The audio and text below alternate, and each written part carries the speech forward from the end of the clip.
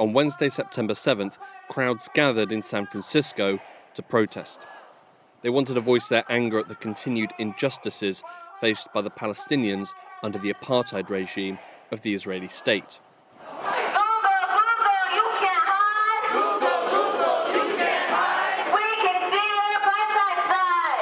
Specifically, the crowds in San Francisco and other locations across the US came to protest the collaboration between Israel and US tech giants such as Amazon and Google.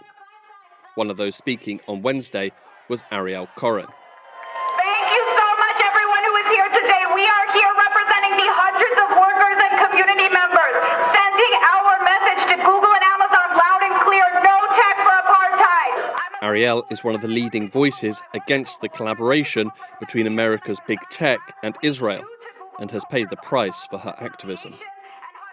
This week, we're exploring how US tech giants are working with Israel and contributing to the apartheid, and how companies like Google are seeking to silence its workers who speak out. My name is Hugo Goodridge. Welcome to the New Arab Voice.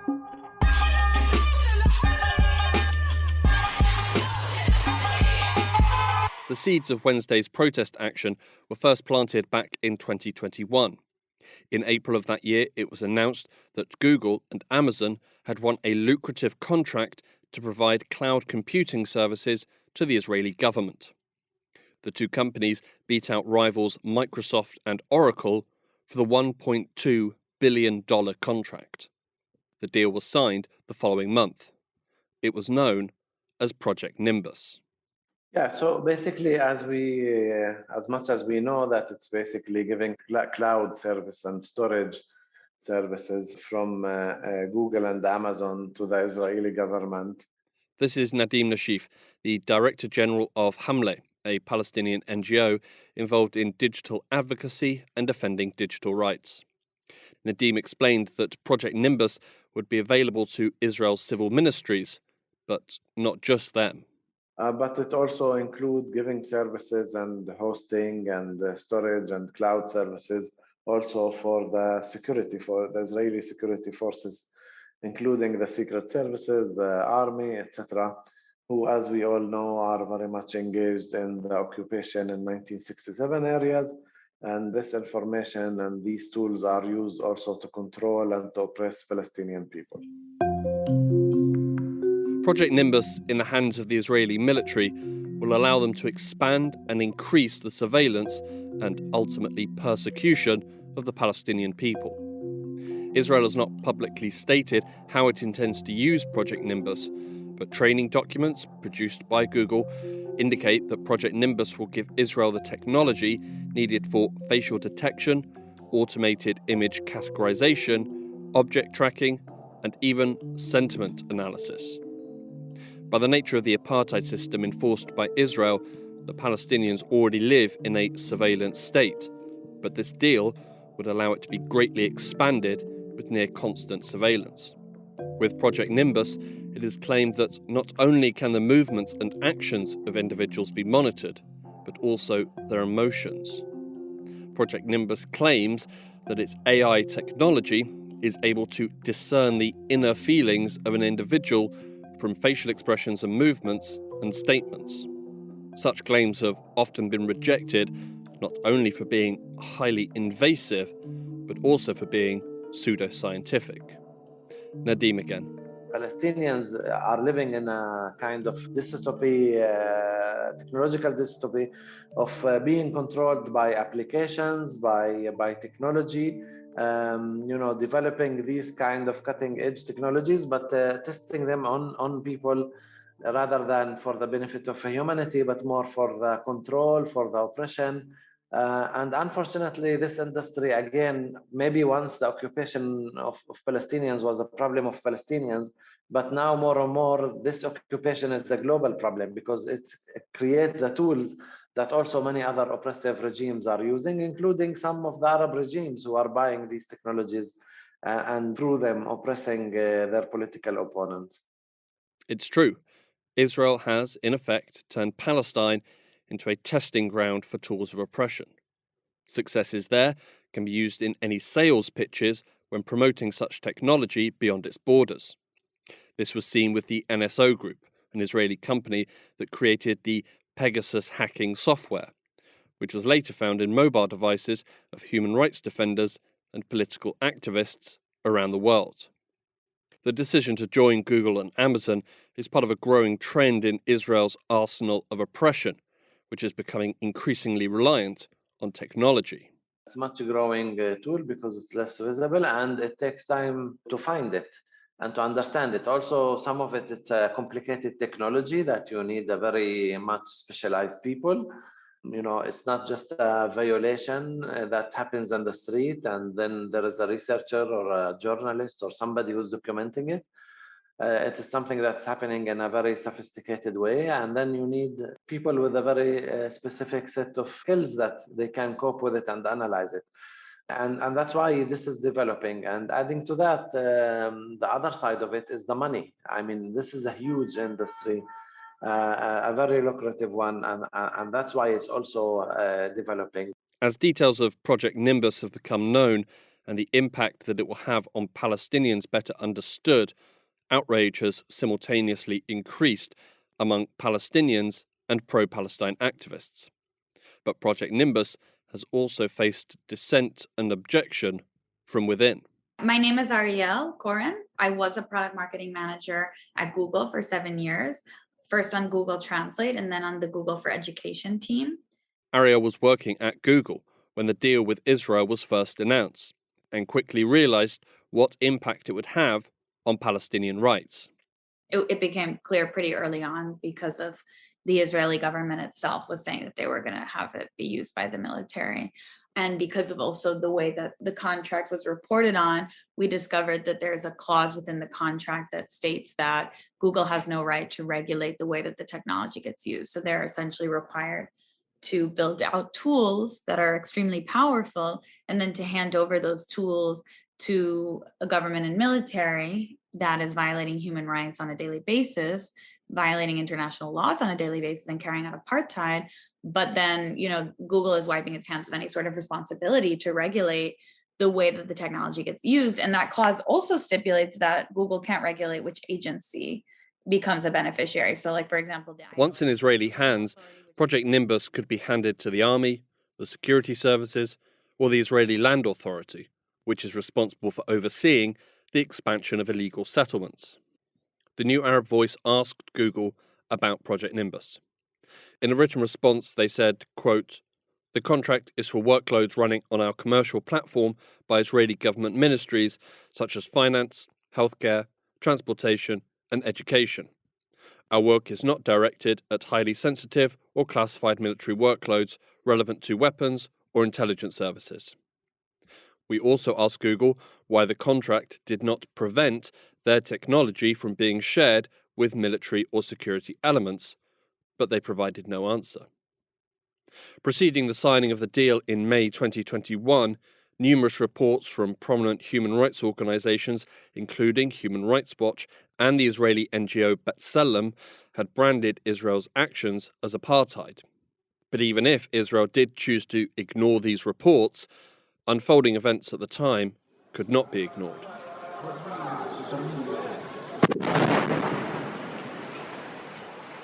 Israel had just concluded a brutal bombing campaign on Gaza that had killed 256 people, including 67 children. I mean, this would have been concerning at any time, but the way it played out, it was an extremely intense moment because even before Project Nimbus had occurred, the way that the company handled the siege on Gaza was an absolute disaster. I mean, we were seeing executives as high up as Sundar and Susan Wojcicki, the CEO of YouTube. That's Sundar Pichai, CEO of Google, and Susan Wojcicki, CEO of YouTube. Issuing statements during the siege on Gaza where they were just expressing concern explicitly for Israelis, but erasing Palestinians from the equation, not even mentioning the existence of Palestinians. During the period when Gaza was being bombed and the Project Nimbus deal was being signed, employees across Google, whether Palestinian, Jewish, Israeli, or simply supportive of Palestinian rights, found themselves to be the targets of harassment. But what was happening during that month was just like an intensified kind of iteration of what has been playing out systemically across the company at other times as well. But it was just much more intensified because of the escalation of violence. You know, Palestinians would just like send emails about the fear that they had for their family in like a diversity space, and they would literally be harassed. And then they were reported into HR. They were issued HR warnings. I mean, it was just awful. And anti-Zionist Jews at the time were also being harassed. When Project Nimbus was announced and its ramifications became clear, Google employees started to speak out, albeit internally. Some of these employees went on to share their stories of harassment with the group Jewish Diaspora in Tech. Fearing further reprisals, their stories were told by actors. Google's Project Nimbus will be a big, ugly moment in Google's history and a shameful and embarrassing engagement. Working at Google was always my dream job, until I learned about Project Nimbus. I feel like I'm making my living off the oppression of my family back home. Countless employees have tried to speak out about violations that Palestinians have endured and have been intentionally ignored. So when opaque military contracts arise like Project Nimbus, it makes me feel like I am working for the bad guy. It has become impossible to express any opinion of disagreement of the war waged on Palestinians without being As a Palestinian, my feelings of marginalization only grew when I began seeing my coworkers issued warnings. I'd shared an internal fundraiser in a Google-wide forum. I was told that the phrase, "support Palestine," was offensive and anti-Semitic. When the violence in Gaza escalated in May of 2021, I started to notice just how discriminatory Google is against Palestinians. Project Nimbus makes me feel ashamed to work here. I just hope our company will stop ignoring its own workers and do the right thing. Ariel Koren was one of the founders of the Jewish Diaspora in Tech group, started in May 2020, and had campaigned on a number of issues with this group and as part of other collectives.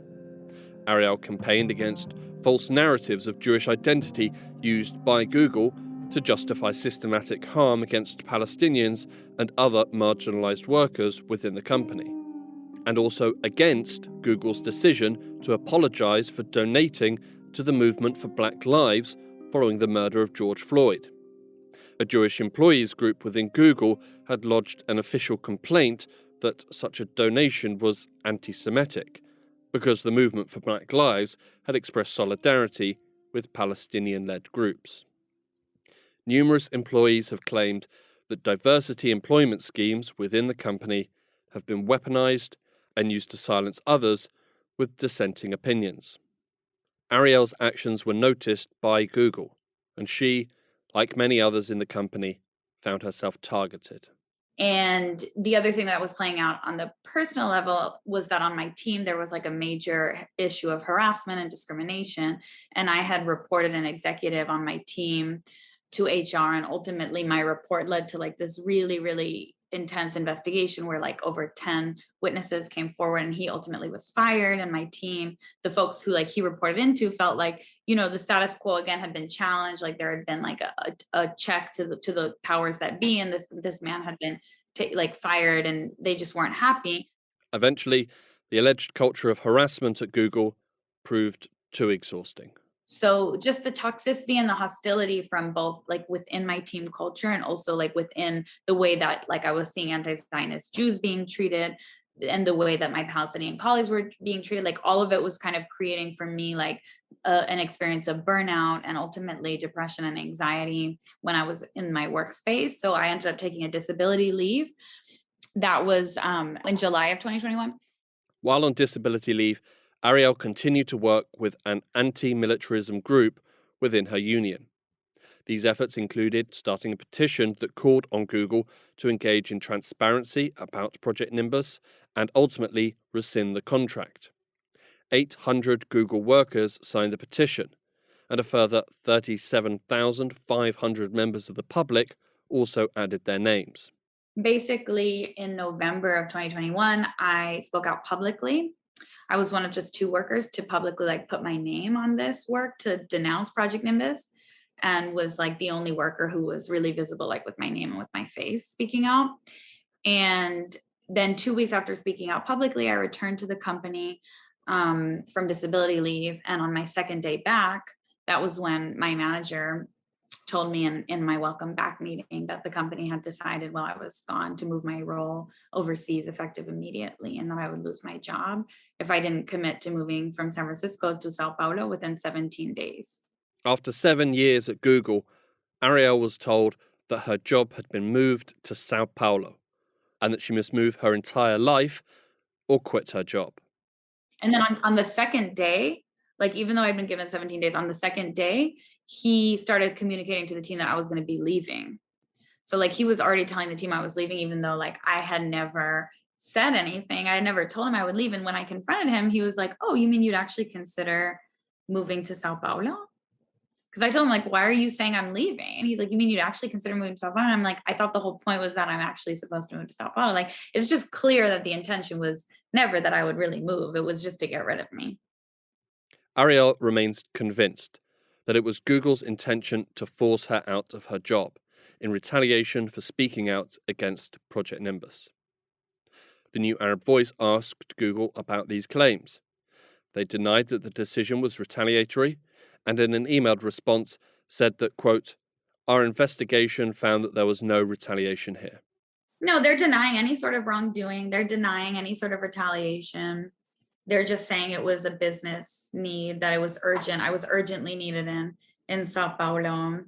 But I talked to folks who were based in the Sao Paulo office, and they were all like, "We're all working from home. It's the middle of Omicron. Like, you know, it was the surge of the Omicron variant. Like, it was still in the middle of COVID. Like, no one was working from the office." They're like, "This makes no sense. This is clearly retaliation for your activism. Like, it doesn't make any sense." And like Google, you know, to this day has never been able to articulate the business justification. They keep saying, "Well, the Brazil business grew, so we needed you there."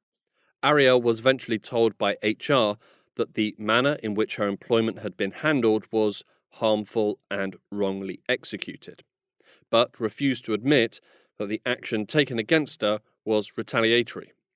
Ariel believes that this was an attempt on their part to avoid any legal liability. In my opinion, denying it just makes it worse, because it's just made my coworkers like more angry. Because I think Google really wanted to silence not only me, but they wanted to send a message to other workers who are engaged in, generally across the board, like holding the company accountable for its own behaviors, but also like be like workers who want to speak out for Palestinian rights and challenge Google's business interests with the Israeli military and government. I think they were trying to send a message to all those workers, like, you will be punished. This, however, did not go to plan. But ultimately, the opposite effect happened. They weren't able to silence their workforce. What happened when they retaliated against me is that more people actually became aware of Project Nimbus, and it raised more alarm bells. So all of my coworkers like really rose up in solidarity with me. Almost 800 people like circulated and signed a petition internally. 25,000 people signed a public petition as well. And also my coworkers like successfully lobbied a congressperson who represents Google's headquarter districts to email the company to rescind the act of retaliation against me. So it was really just across the board. What Google did was not really in keeping with its interests of silencing the workforce, because the opposite is happening. Ariel found herself stuck in limbo at Google, with the tech giant still holding a forced move to Sao Paulo over her head. At the end of August this year, Ariel Koren resigned from Google. She published her resignation letter online. She wrote, "Since the launch of Nimbus, leading human rights groups like Amnesty International and Human Rights Watch have echoed what Palestinian activists and the global community have said for decades. Israel is an apartheid state. Even in the wake of the growing mainstream acknowledgement of Israeli apartheid, Google has stood by its contracts with the Israeli government and military. The world's largest search engine is contracting with the military actively carrying out war crimes and upholding apartheid, while workers have no say in how the technology we provide them is used." She concluded, "I have made the difficult decision to leave the company as a result of all of this. I have borne constant witness to a pattern of retaliation against workers who stand up for Palestinian rights and for holding the Israeli government and military accountable. Google has consistently sustained a culture of silencing anti-Zionist Jews and creating toxic and unjust conditions for Palestinian, Arab, and Muslim workers at Google, all while ignoring the widespread internal and public dissent against the company's complicity in Israel's apartheid violence via Project Nimbus.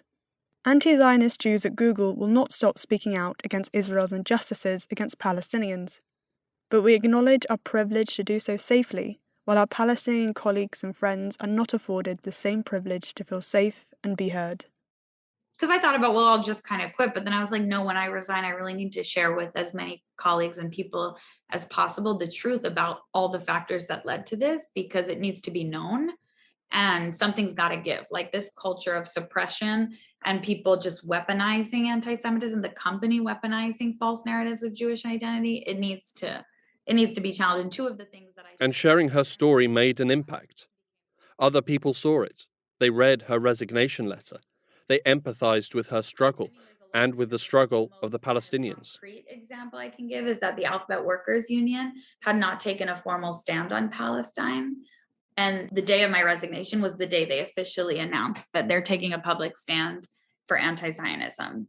Because we had been organizing again on this for a long time, and like many of us are union members, and even though on the individual level, like my experience at least has been that most union members, I can't speak for everyone, but like I haven't encountered any union members who like don't identify with anti-Zionism or who don't support Palestinian rights. But you know, it's more of an individual thing. Like the union as a whole had not really adopted any sort of stance. And the reason for that is because being the Alphabet Workers Union, like being a union within Google, like it's hard as it is.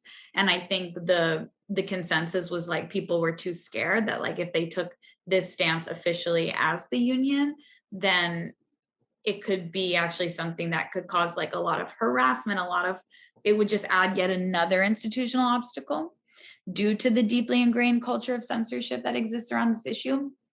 I think when I resigned, so much attention was brought to the fact that you can't really separate labor organizing from Palestine organizing.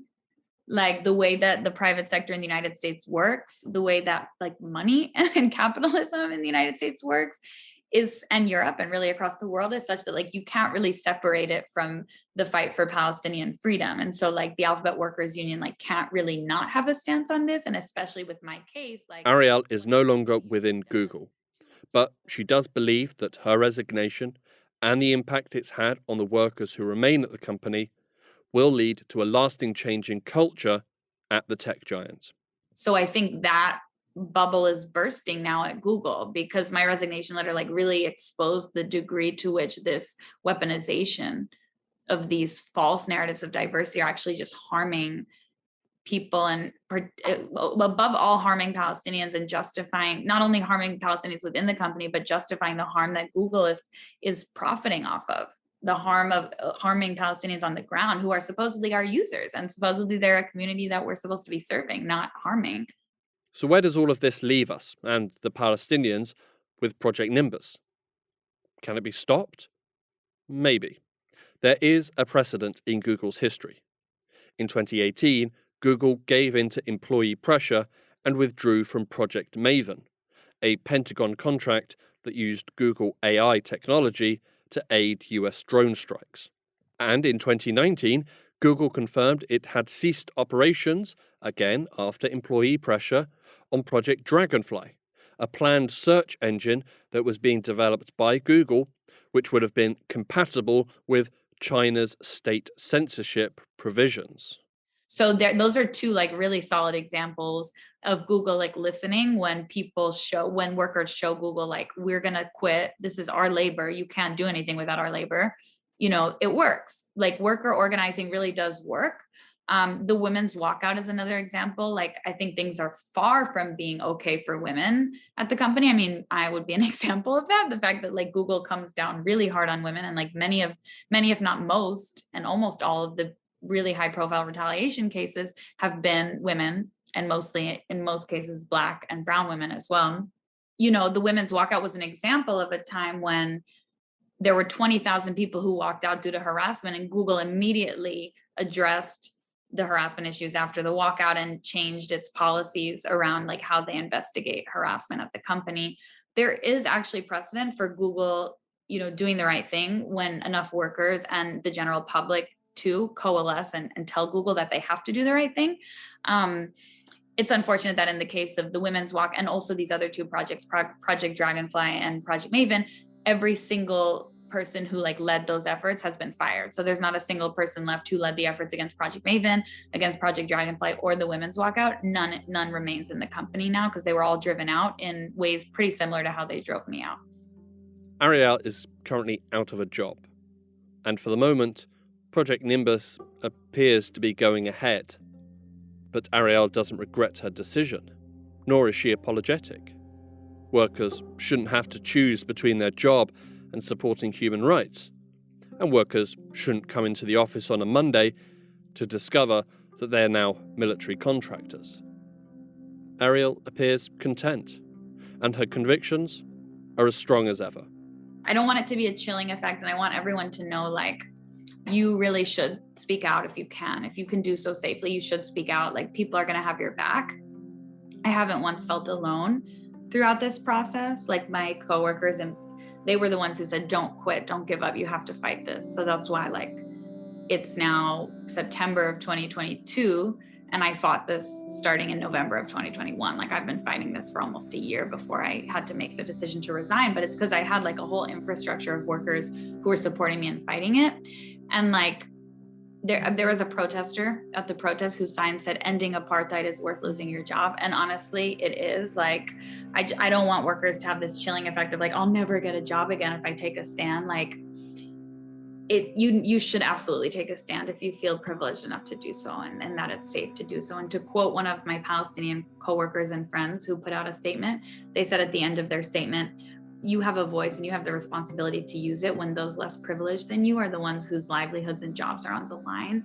And I think this applies to so many folks I work with at Google who are still choosing silence and apathy over action. I would say reflect on the amount of privilege and comfort that you have, and then the amount of privilege and comfort that is denied to the people on the ground who are going to be harmed by this violent contract. And when you think about it from that perspective, I think it's pretty clear what needs to be done.